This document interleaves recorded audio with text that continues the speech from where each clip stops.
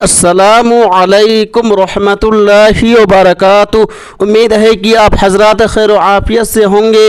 अल्लाह रब्बुल इज़्ज़त आप लोगों को इसी तरह खुशहाल रखे, आमीन। फतावा देवबंद 786 यूट्यूब चैनल में आपका खैर मकदम इस्तकबाल है। मेरे दोस्तों, कुछ लोग कहते हैं कि कुर्बानी आज ख़त्म हो जाएगी, कुछ लोग कहते हैं कि नहीं आज ख़त्म नहीं होगी बल्कि कल कुर्बानी ख़त्म होगी। अगर कोई शख्स कल कुर्बानी करेगा उसकी कुर्बानी मानी जाएगी और उसकी कुर्बानी कबूल भी होगी। दोस्तों, इस बारे में दारुल उलूम देवबंद का फतवा क्या कहता है, आइए बगैर किसी तमहीद व ताख़ीर के जान लेते हैं, सुन लेते हैं।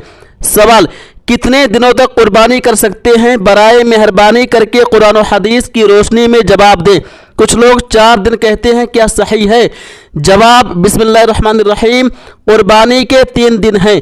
मुवत्ता इमाम मालिक में सराहतन मज़कूर है, यानी ईद के बाद मज़ीद 2 दिन कुर्बानी के हैं, इसलिए आप 3 दिन तक ही कुर्बानी करें। वल्लाहु ताला आलम। दारुल उलूम देवबंद। उम्मीद है कि आप लोग मुकम्मल वीडियो देख लिए होंगे। दोस्तों, इस वीडियो को ज़्यादा से ज़्यादा शेयर कीजिए।